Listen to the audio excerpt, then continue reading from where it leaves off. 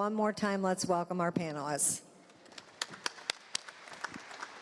Thank you, Kim. Thank you, everybody, and congratulations to all the award recipients. Let's give them one more round of applause, please. All right, as you heard Kim, my name is Diaa Abu-Shaqra. You can call me Dee. I'll be your moderator today. I was not planning on it, so cut me some slack. Today we're going to go around. We have 10 questions to go through. First of all, I'm going to go through and introduce our distinguished panel here. I'm going to pass the mic and they'll introduce themselves. Sure, thanks. Thanks, Diaa. Scott Ostrander. As Kim said, I am the CISO at SPS Commerce. SPS is a leader in retail supply chain here locally.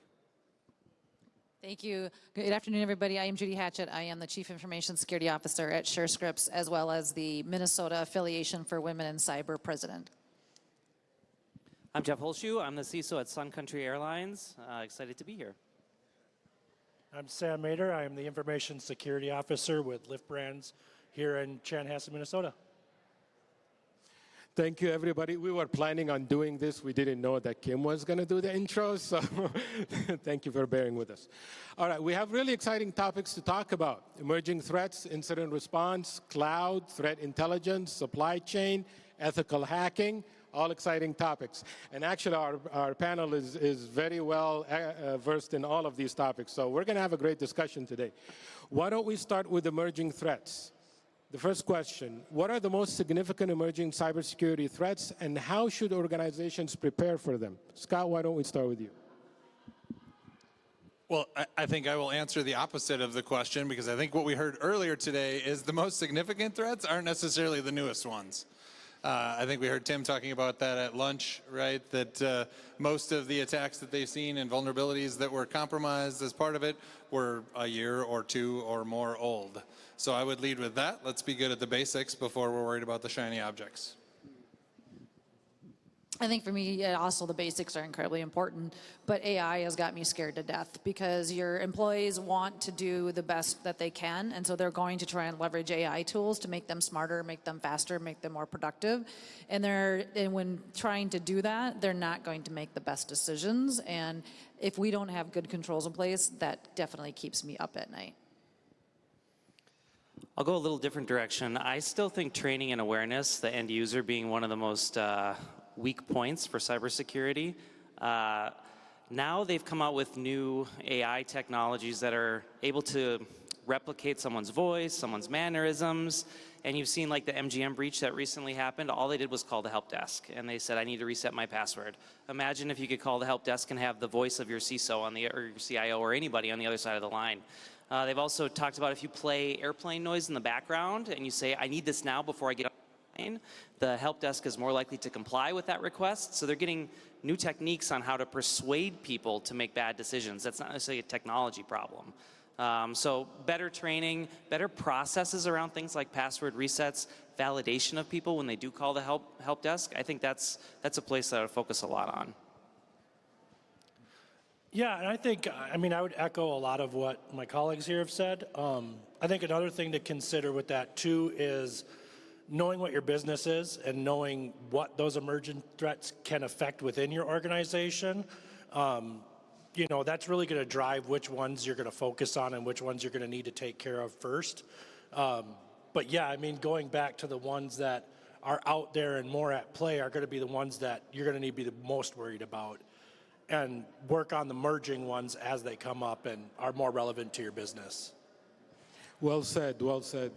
I'll chime in real quick, something that's been keeping me up at night, low-code, no-code apps.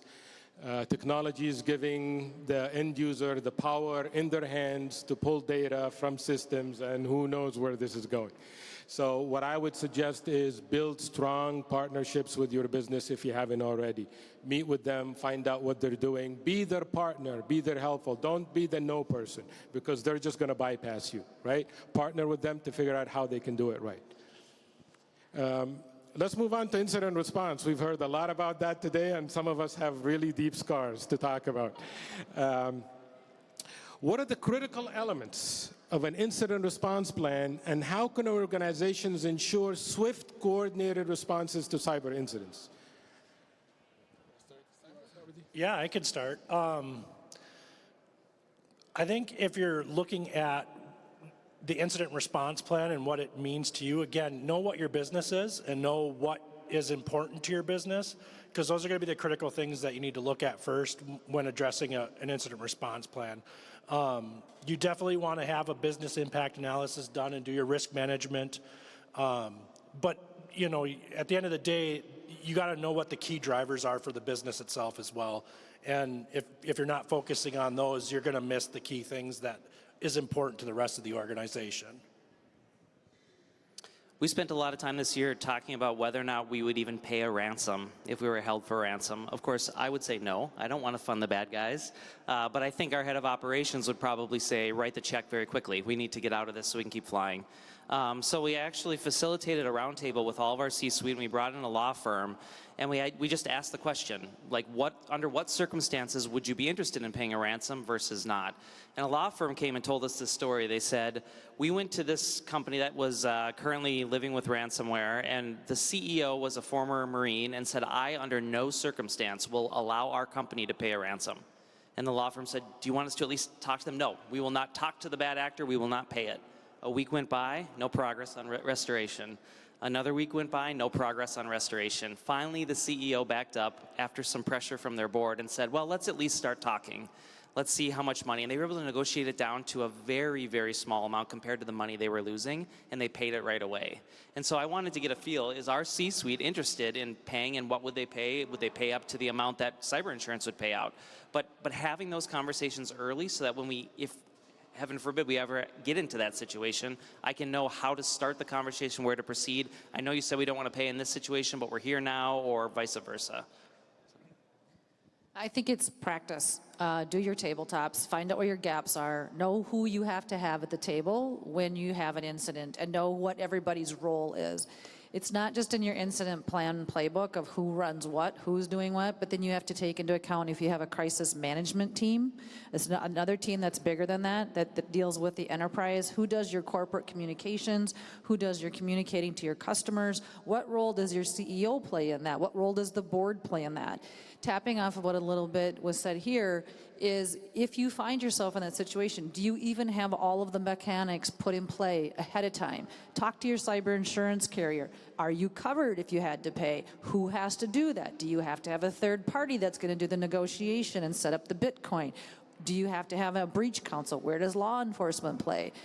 The tabletops, they may take time to pull together, and it can be like, I've seen them last 4 hours, I've seen them last 2 hours, but what you get out of that practice is so valuable. And then you just modify your documentation based on that. And I will tell you, even your little small incidents that you're dealing with on a day-to-day basis, modify your incident response playbook immediately, because that muscle memory is going to save you so much time. I actually want to go back to something Jeff said, because we saw in the recent healthcare breach, I'm going to leave the company's name out, they actually paid the ransom and still got exposed. What are your thoughts on that? I mean, it's a risk. If you're going to pay a bad guy, you don't know what they're going to do. I mean, there's no guarantees. There's no guarantee that if you buy your decryptor, it's even going to work. Exactly. And that was some of my argument when I said I'd never want to pay. But in some instances, if there's even a remote chance you can get your operation up and running, or you can prevent the disclosure of 7 terabytes worth of data, maybe it's worth the money to you. Agreed. I'm going to ask us, and it's okay if nobody can share, because it is asking if you can share a successful incident response scenario that you're comfortable with the public.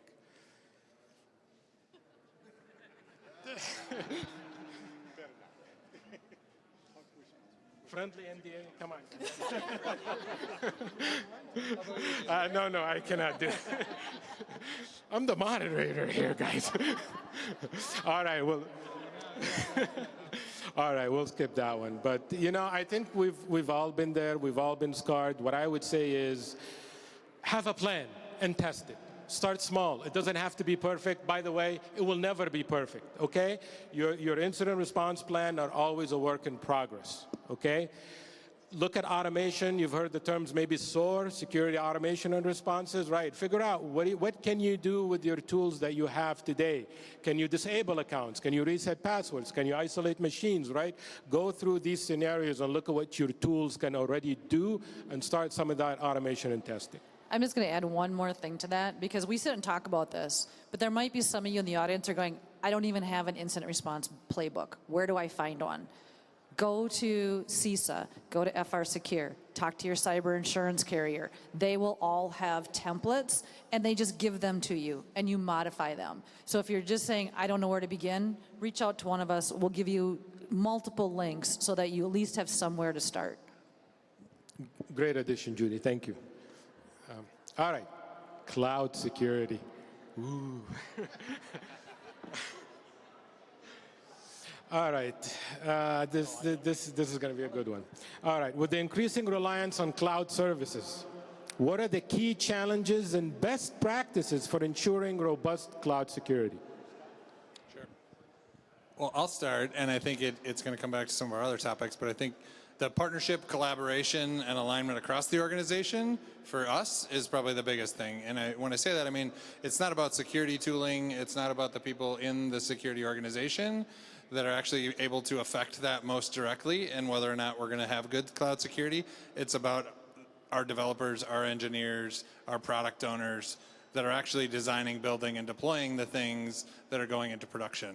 I mean, my company, I talk a lot about if security is our last line of defense or only line of defense, we're not going to succeed.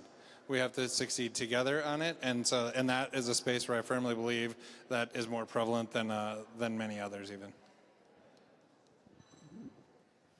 I spent some time last night chatting with Joel, who's in the audience here. He does cloud security for a living. And he reminded me, identity really is still the most important part of cloud security, especially identity in something like AWS is so different from identity that you've seen anywhere else. I mean, you're writing policies to say this resource is accessible from this number in this VPC, and it's hard to trace that back through and figure out what is even being exposed there, and letting folks from the internet just reach in and see resources. I think controlling the edge in the cloud is identity and who has access to the resources. So I think that's probably first and foremost to me. You know, when I think of cloud, I think of it holistically, because you've got your endpoints in the cloud, you've got your servers in the cloud, but you've also got users that are in the cloud. And knowing what cloud environments they're working in, I think is also something critical to take into account here. Making sure you have policies that outline if and what data can be used in what other cloud environments that you might have out there that you don't know about. And you know, we're going to talk a little bit too in regards to like third-party security, vendor security, and things like that. And this kind of falls into that as well. But like, there's so many different cloud offerings out there right now. You've got Box, you've got Azure, you've got AWS, you know, I mean, the list goes on and on. So you need to know what's out there, and you need to know how you're going to control that information flow. And you're going to need to know how you can identify it within the organization. And one of the big ways to do that is to have that policy in place that says this is what's acceptable and this is what's not. It's nice to know that you're talking to Joel, because I trust Joel a lot too. I just want to add too that I just want to say too, everything that these guys have said is exactly spot on. Identity is so huge in the cloud, but don't think about cloud just as Google Cloud, AWS, and Azure. You have all your SaaS apps that are in the cloud as well. One of the things that I would recommend that you work on if you're starting a journey and the organization wants to go to the cloud is you work with your procurement department and you say any credit card charge that comes through to AWS, Google, Azure, you document it and then you decline it, because you want all of that activity to flow through your IT department or your security department, so you know who's in what cloud environment, so you know where your data is. And our finance department was awesome about that. And it was a good way for us to really get control of anybody that was trying to spin up an instance to have it paid on their personal credit card, because I've been in other organizations where it literally was people swiping cards constantly to get into AWS and into Azure, and then you have no control over the data that's out there. That is one of the most effective ways I've seen kill shadow IT, and it works. Thank you for sharing that. What I would say is I view cloud as a tool. Know the options in your tool, just like any other program. It's amazing how many people use software and they don't even know the options available. So when you go to Azure Cloud, for example, there's a defender for everything. Defender for servers, for databases, for identity, right? And if you don't go in and turn on these options, you're at risk. And they don't necessarily tell you that.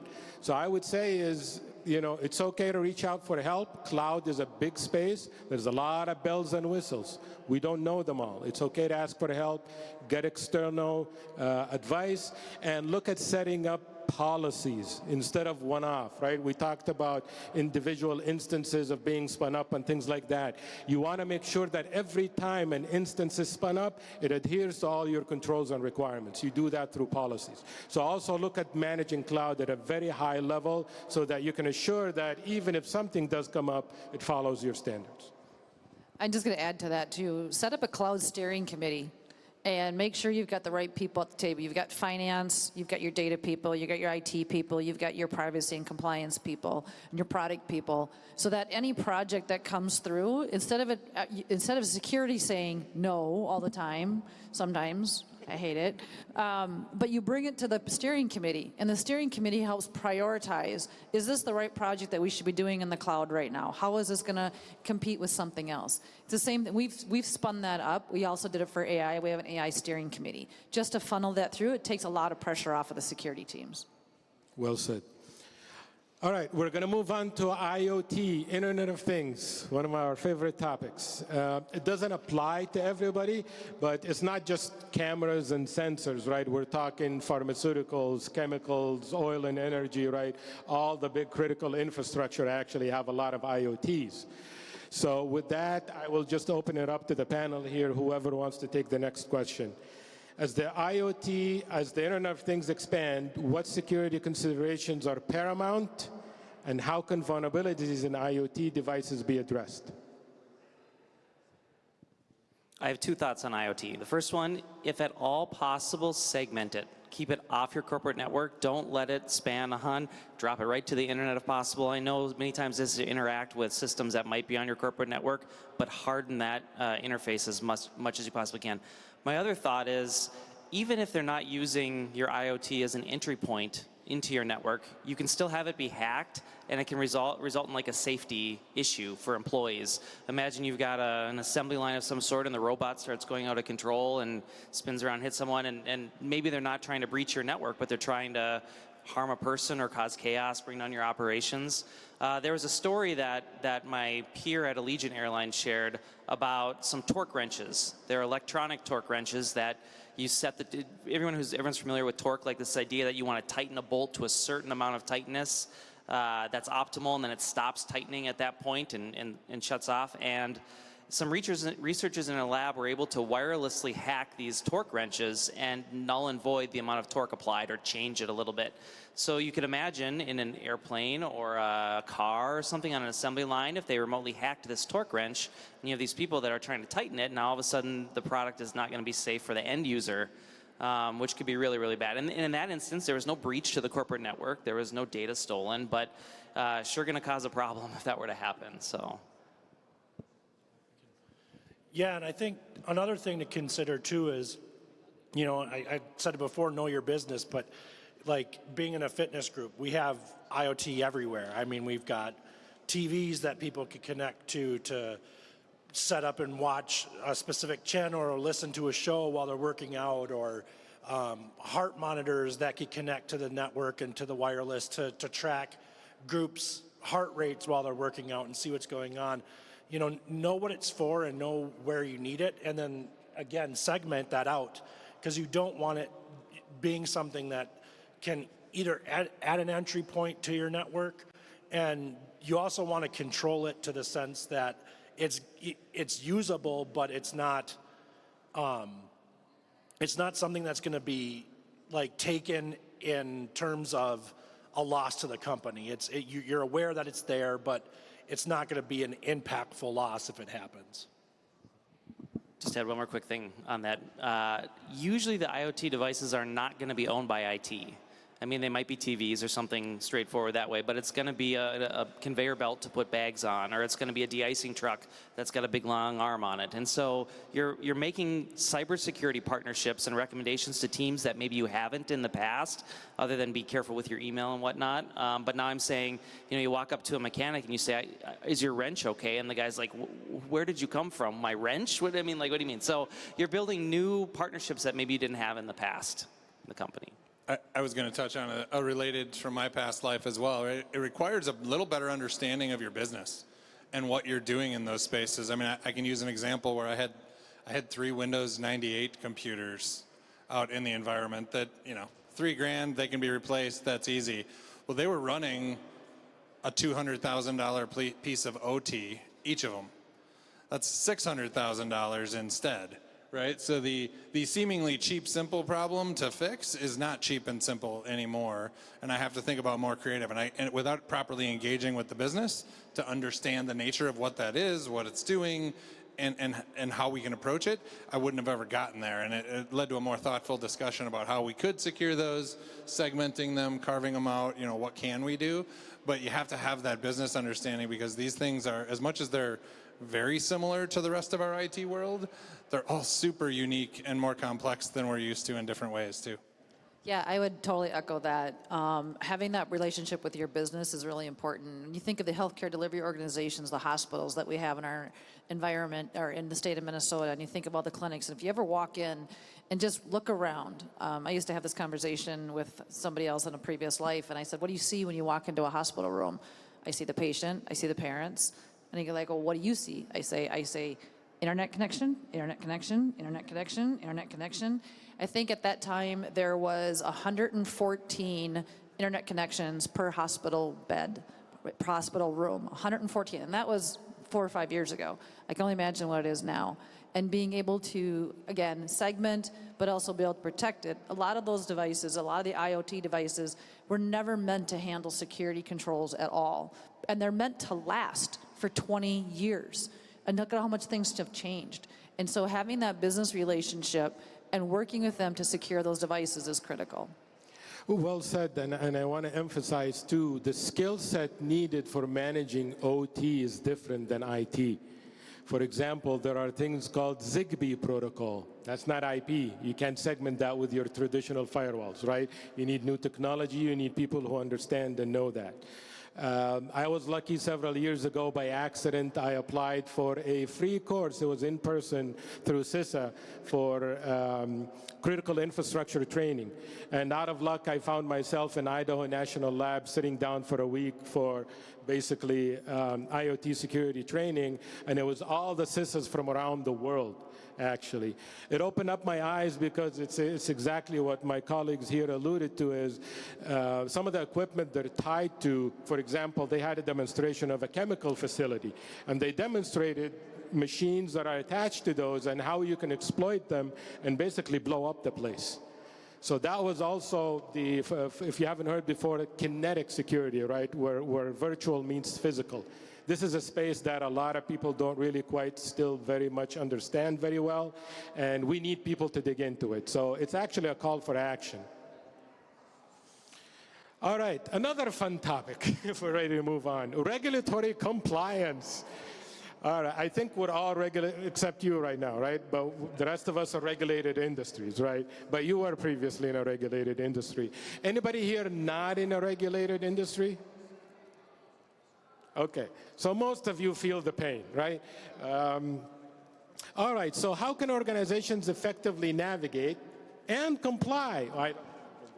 How can you effectively navigate and comply with evolving cybersecurity regulations and standards? We heard one of our speakers talking earlier about CISO just proposed also new standards for reporting. We're dealing with this all the time. Scott, what do you think? I'll let the others respond, since I'm the least regulated participant up here first, but then I can chime in. I would say if somebody can figure it out, please let me know. It's a challenge. It's a huge challenge. And my struggle, honestly, in any organization I've been in, is making it a repeatable process. because when you are so heavily regulated and you go through so many audits, you're constantly gathering evidence. And gathering evidence takes time from all of your business partners. The interview process takes time, and figuring out how to automate that and make it so that it's not an annual crisis event. Well, not crisis, not the right word I should say, but an annual big event that takes this massive uplift. And so being able to operationalize it, get people to make it as part of their job, and knowing that it's going to always be, the evidence is going to be in a certain location is critical. And I do want to just say too that it's super important to have the regulatory and compliance, but I really would caution organizations from saying, well, we're high trust certified, or we're SOC 2 certified, or we're PCI certified. Doesn't mean you're secure. Just means you met a bunch of controls and you got to check the box, but you probably still had gaps that were not being taken care of. And so be very cautious of that. Make sure that you do take care of your network. So airlines are very heavily regulated by the FAA, but in the past, those fingers had not quite reached into the cybersecurity realm until last year. Now we're having the TSA and the FAA starting to ask questions and audits, and they're getting more involved with us. And it was kind of funny. There was some proposals by the TSA, and our legal team came to me and said, we're going to add you to our approved lobbying group. I thought, oh, I get a lobbyist. This is going to be cool. I can have them go, yeah. But so I think to the original question, how do you stay on top of these? How do you help influence policy? I think staying close to your legal team, going to conferences like this and listening to changes coming from the SEC, staying close with the account reps or the partners, I guess, from that side of the company. I mean, even things PCI is going 4.0 this year. And that's been something they've been talking about for a few years, and it could have big changes for companies. And so it's not just regulatory bodies, it's any sort of compliance, and always staying on top of what's changing and coming. Yeah, I think I'd echo what he just said in terms of get to know your legal team. I'm in a small business in a big pond. We're global. You know, we have GDPR, we have Australia, privacy laws that we have to follow, and every country is going to have different rules and regulations on that. And I am not going to sit and read every single regulatory compliance that's out there. You know, getting that partnership with your legal team is going to be a big help. They're going to help guide you on a lot of that. You know, you're going to have outside legal resources that you're going to probably need to rely on. Just make those partnerships. You know, make sure that you're checking in with them and making sure if there's changes that you're trying to keep up with those changes, because you're not ever going to know it all. But having those partnerships will. I'd even also echo too the comments about coming to these events. You know, that's a great way to stay on top of that, because people are going to have different regulatory compliances that they follow, and not like PCI is one where not everybody's going to have the same compliance that they need to be a part of. So, you know, getting those different perspectives is going to be a big help, and join security groups. You know, there's a lot of regulatory groups out there that could be a great way to fall back on to get those questions answered. I just have one more thing to add is don't be afraid to buy help when it comes to compliance. It's a huge uplift, and they can give you sometimes those third parties that help you will help you jumpstart your program. And there's a lot of really good ones out there that can do that. So don't be afraid. Don't try and reinvent the wheel. A lot of organizations have done this already. And so if you're new in your role, or maybe you're new to your organization, start working, figuring out how you can create the business case, because sometimes if you can just pay for it once, it's going to make your life so much easier. Absolutely, and what I would add to that is what I've seen is regulatory fatigue. In other words, OCC, SEC, PCI, HIPAA, right? And each one of them is kind of asking the same question, but different way. And here you are 10 binders later, right, trying to show that you're doing this. Look at unified compliance frameworks. So there's been mappings that says if you do this one thing, here's all the different other frameworks that it maps to. That way you could just focus on that one thing, and with, I don't know, a flip of a switch or a push of a button, you can tell compliance towards the other standards. Be proactive, but you're never going to get it right because they always ask new questions, so just be prepared for that. All right, we'll move on to the next question, which is around security awareness and training, right? The users are not your weakest link. Yeah, sure they are. What innovative approaches and technologies are being employed in security awareness training programs, and how effective are they, in your opinion, in reducing human-related security risks? That's a mouthful. Cybersecurity training and awareness is, I always use the muscle analogy, and you want to get end users to keep flexing those muscles over and over, and you want to make it a little bit different every time. It's not the same phishing email every single time they're going to see. We just kicked off a phishing tournament in May where everybody's going to report the phishing, and whoever gets the most will get some fun swag. I authorized my training awareness person to go buy some swag to give out to the company. Like I mentioned before, there's also this new AI component to it and the impersonation of people. And so really, you know, we're pretty Minnesota nice in Minnesota, and our help desk is incentivized on closing their tickets quickly. And if you get someone calling them and saying, please do this for me now, they're incentivized to close it quickly. They want to help the person saying, I want it done now. It's all working together, except cybersecurity says, wait, ask the security question. Figure out, is this truly who they say they are? And so we're actually going to test our help desk this year. We're going to hire someone to call and pretend to be someone within the company and see if they fail. So I don't know if those are innovative or new, but just keep flexing on it, getting them to build their muscle. There's no creatine, there's no HGH to give them. They just have to do it over and over and over again. Okay. That's a great analogy. I like that one, actually. There's tools out there too. Like, don't be afraid to look at the different tools. We personally use KnowBe4 at my organization. We found that it works really well. It's cost effective enough for us that we can deploy it and use it, and it has additional tools that make it worthwhile for us. But I mean, I would definitely say too that whatever content you're doing, make sure it's fun. Make sure that the end user that's watching it is going to be engaged, because if it's just your standard like 1980s talk at you kind of training, people are going to get bored with it and they're just going to skip through it and they're going to miss questions. And you know, you want it to be different, new every time. You don't want the same thing over and over and over again. I'm going to take a little different twist because it's not new and it's not exciting, but it is effective.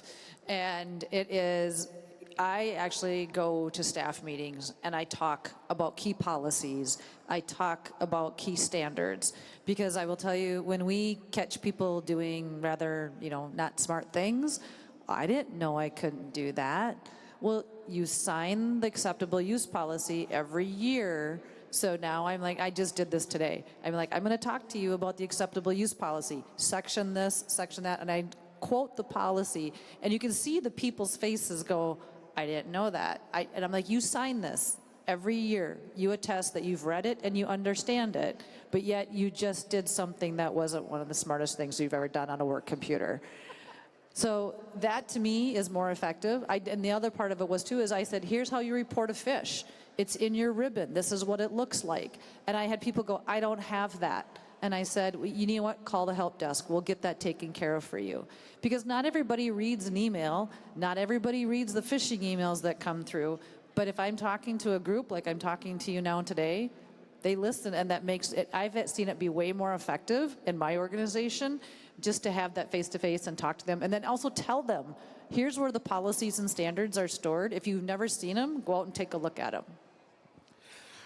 I love that example. One thing I did when I was at the city of Minneapolis, I sensed that there was a disconnect between telling people that don't click on phishing links, this could lead to bad things. They couldn't really understand what those bad things were. So I set up sessions where I actually showed them, walked them through on a projector, clicking on a link, and me owning that machine. So it was an hour-long explanation. I had to explain to them what happened. You click on this, it calls DNS, and then it goes, right? So you take it slowly, but at the end of the day, when they saw that I was on their computer, able to change files that they own, right? Remember, it has to be personable to make the difference, right? So I changed files that they work with every day that they own, and they're like, oh, well, I don't want that. I'm like, okay, well, next time you get a phishing link, please find that ribbon and click on it. Anything else, Dan? Okay. Another great topic that I think is coming up more and more here and is listed actually in the CISO memorandum they just released, which is collaboration and information sharing. I couldn't agree more with our previous speakers. We absolutely have to do this. And there are various venues and mechanisms we could do that. all the ISACs, right? The information sharing. I encourage you to do that. There's probably one for your industry. If there wasn't already, start one. Right? And on that note, so how can industry collaboration and information sharing enhance collective cybersecurity defenses? I want to start with you. Yeah, sure. Happy to. Thanks. I mean, the ISACs are so powerful, but I think like Mike was getting at over the keynote at lunch as well, right? A rising tide raises all ships. So we can collectively improve each other if we're willing to share more openly. But that comes with some risk, right? We all have to be vulnerable. We all sat here and said we didn't want to share our bad incident examples. So that requires some safety, right? And so that's where some of the communities like ISACs do come into play, where you have your specific information sharing rules, because it is so powerful to share and learn and hear from somebody else that experienced something real, right, and experienced it and learned from it and how they did it. So, but I think look for those communities if that's of concern to you, where you can have that safe sharing. You know, be open, be active, be involved. We're a member of the RH ISAC fairly recently. Joined there, but such an active community there of security leaders across the retail community that are sharing what's happening to them, sharing very real threat intel, very real incident examples that we can immediately take back and operationalize very, very easily. Yeah, I would agree with that. So, we're talking about a call to action. So I've been asked a couple different times with the latest breach that was made national headlines, and what is it that I would like to see as a CISO? And I said, I want the details. How did they get in? What actually happened? Because as a CISO, I can't say if my organization it couldn't happen to them, because I don't know how they got in. And I know that all of that information is usually privileged and confidential, and it usually takes time. Now, yes, the CEO did disclose information, but it still doesn't give you the full path. And so it's hard. It's really hard as a CISO to have me turn around and look at my executive team or look at my board and say, we're okay, because I don't have all the details. I don't know if we're ever gonna get to that level where we will know that information in a much more expedited fashion rather than 2 or 3 years down the road. I don't know, but that's a way for us that we know that we can make a difference as a CISO, and our teams can make a difference because they will understand exactly what happened and make sure that doesn't happen in our environment. TTPs, they help save companies. You can make a shirt of that, one of the vendors, TTPs save others or something like that. Everyone would want one of those. But I do think, just exactly to that point, if companies are willing to share, even if it's just a hash or this file name in this directory, just go check for it. You don't have to disclose what happened. You don't have to say it was on this type of server. Just go look in your environment for this. You can help stop someone else's breach potentially. So yeah, that's what I'll add. Yeah, I don't know if there's much I can add to that. The only thing I would just caution on is, if it is an open investigation, make sure that you're talking with your legal team before you disclose anything. Make sure that you're talking with any legal departments that you might have to, whether it's police, FBI, whatever the case might be, so that you're not sharing anything that could be part of an investigation. But yeah, I mean, there definitely needs to be more of it. We all grow when we learn from each other, and nobody's going to do the same thing twice in terms of how they even resolve it, as opposed to how they actually take action against you in a negative way. So the more that we can share with that, the better. But just be aware that you're not hindering anything at the same time. Well said, well said. Moving on to threat intelligence. The question is, how can organizations leverage threat intel to proactively defend against cyber threats, and what challenges are associated with effective threat intelligence utilization?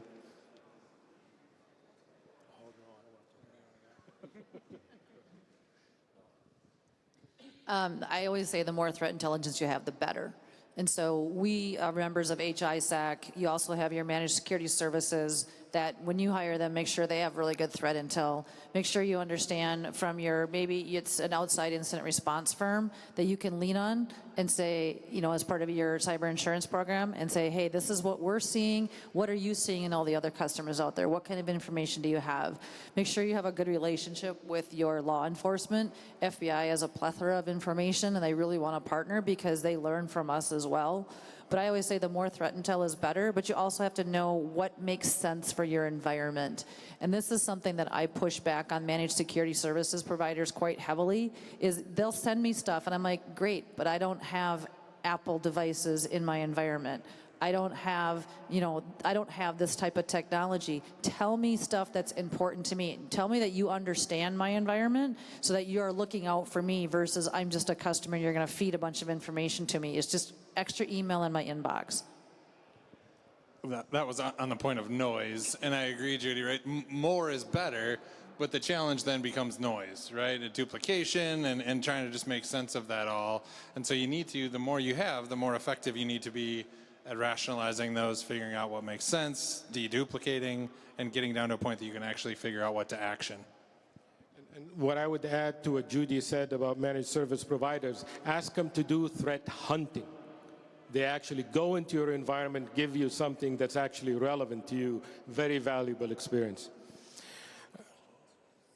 We've got a couple of more topics here, and we have about 10 minutes. What do you guys think? Supply chain and ethical hacking. Any interest?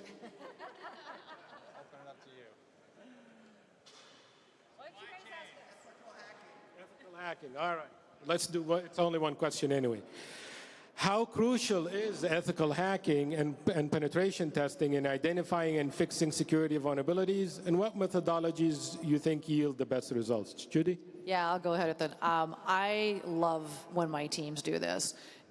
Because I always say, I want to find it before somebody else does. And have I made a few enemies by doing it? Yeah. But I keep reminding them, we found it, nobody else did. So now we have an opportunity to fix it. And so when you do ethical hacking or red teaming inside your organization, make sure that you have the right air cover and knowing that you've got guardrails for them to operate within. But I think it's a very fun exercise for my teams to do, and you learn a lot. And you get things, because your teams that maybe you're doing a red team against, they didn't realize what the vulnerability was. And then when you sit down, and we've even done purple teaming, the same thing. We'll take the red team and the blue team together, we'll take an open finding maybe from a pen test, and we'll exploit it and say, here's what could happen. And it's a huge learning experience for everybody, but it's a lot of fun too. Let me blow that up for you a little bit. So when we think of ethical hacking and pen testing, you have many domains to think about, actually. You have your internal corporate environment. That's a threat environment on its own. You have your external environment. You have your wireless environment. You have your mobile computing environment, right? In addition to your web applications and websites. And your physical properties. I just listed 6 different types of penetration testing you should be looking at. Don't try to do them all at one time. It's not going to be very helpful. Start with your internal environment and your external environment. Probably your external first, because that's what your adversaries are looking at, right? And then move on internally. But just keep in mind, you got to look at all of these, because we've heard from our speakers before, they just need to find one vulnerability. And all of those will eventually lead to somewhere in your network. Jeff, I see you. Yeah, I have recently fallen in love with bug bounty programs. At my last company, you pay people if they find the worst of the worst vulnerabilities, and then the hard part with it is you have to validate their claims and make the payout. But right now, you can go hire a company to do a pen test, and then you get there, it's like Christmas. You're like, what are they going to find? Here comes my pen test. You open it up, and you're like, one medium finding. $40,000 for one medium finding. I don't know that there's value there. I'd rather pay $40,000 to the ethical hacker, the bug bountier, that actually found something that was legit on the website for us to go fix. And they only get paid when they find something, as opposed to the pen tester. So. Yeah, and you know, I think there's a new space that has to be considered in this too. I mean, I'm sure most of us here at some point have been working from home since COVID, and that workspace has become a much bigger workspace in the organization. That's a big gap that we have to consider in terms of how an attacker could get into a network. You know, you've got VPN, you got zero trust, sure, that helps too, to try to segment the systems out, but all they need is one system and one login to get into your critical information, and now you've got a whole new realm of potential exploit for an attacker to look at that we're not monitoring.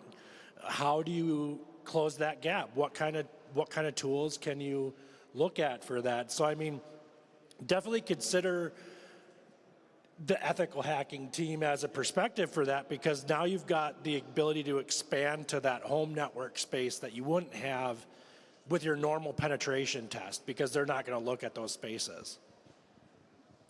I'm sorry, I'm still stuck on Jeff saying he has one medium finding is all on his penetration. That was a bad pen tester. That's not a normal pen tester. Okay. Like, I was jealous. I was just going to We say, have like, zero findings, okay, nothing to worry like, about. hold on. But I was going to build on what you said also, right? That external community as well. I mean, we're talking a lot about our internal red teams and whatnot, but that external community, I think, is to be welcomed also. I know it's a little uncomfortable for us to have other people poking at our environment and telling us our baby's ugly, as it were, right? But I like to think of it also as they're doing free security work for me. Right? I don't ever have enough people to do everything that I want to do. I will happily take some help. And if they can identify it, yes, it takes a little bit of work to validate it, make sure that you're getting useful results. But I mean, there's an opportunity there that we can tap into. And I can tell you from past experience as well, in some cases, not acknowledging those folks and engaging and participating with them goes very badly as well. So there's almost a duty to your companies as well sometimes to at least make sure that you're responding, engaging on some level, so that you can avoid showing up for PR because you didn't. I was going to add real quick that if anybody's doing mergers and acquisitions, see if you can get permission to do a pen test prior to the actual acquisition. Can be very eye-opening, and if you don't, could also be very eye-opening after the acquisition is closed. So that is something to consider, whether, and it's more than just a vulnerability scan, it's an actual, get permission to say, can we do a pen test? Can we see if you have any security issues that we need to take care of now? Thank you. And I think if the message wasn't clear is do it, right? Do it, okay? I've had my company go through this the last couple of years, tremendous value. The other thing you get out of it too is you're gonna test your detection controls. You're gonna see which telemetry and sensors pick up these attacks. The interesting thing, you gotta decide before it starts whether you actually wanna stop them or let them go, because you will have that option at some point. I would say let them go because you want to see how far they can get, but definitely have some rules around, you know, production, things like that. You know, that would be my last words of wisdom here. You also have to tell, if you have a managed security service, you have to decide if you want to pre-disclose to them that you're going through it too. You may want to test their capability to catch it. So. Exactly, exactly. Fantastic discussion, folks. Really, I really appreciate it. Can we give a warm hands of applause for the panel here, please?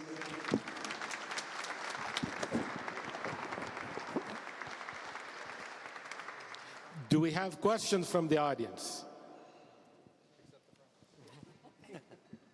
Sure, and this is not about a single vendor, but so Axonius, for instance, right? Very good at being the single source of truth, kind of, I guess, next generation CMDB. How do you guys see that whole single pane of glass, right? Was a big thing for a long time, never really achievable. You have a bunch of different products that are each better at, you know, isolating this IOC or doing what they do best, right? And combining that data and enriching one platform to kind of get a cross-section and whatever. From a larger, I guess, company standpoint as CISOs, how successful have you been in achieving, you know, a single pane of glass with enrichment for multiple products? I will take that one, actually. I was complaining about this earlier to my table. From a CISO seat, I have no less than 20 different systems I have to look at to understand my security posture. You mentioned CMDB is one of them.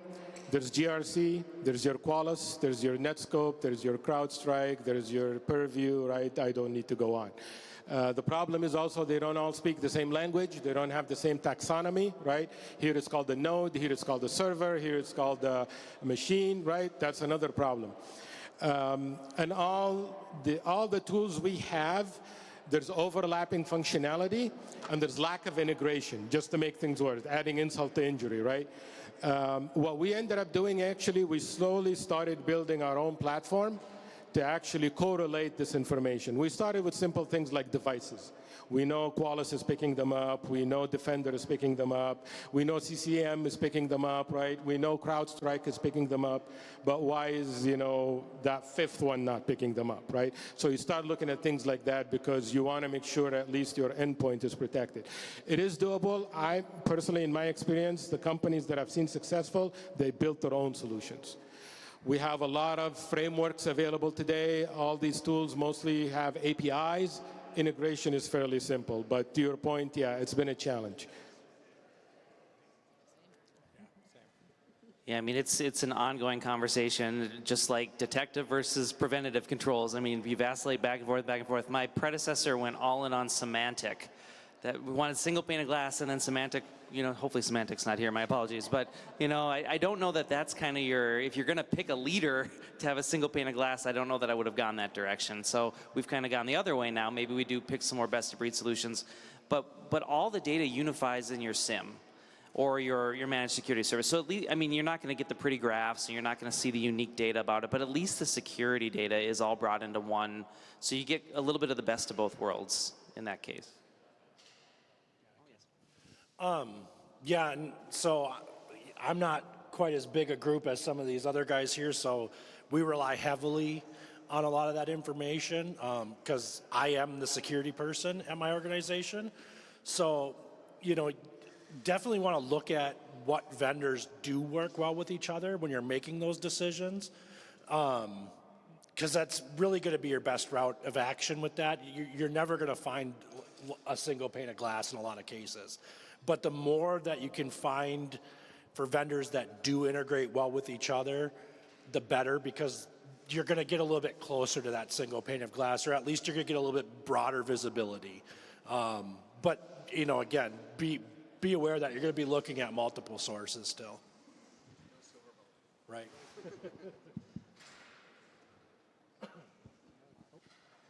What other questions do we have from the audience? We're out of time? All right. Thank you, everybody, again. Appreciate it. Thank you guys so much.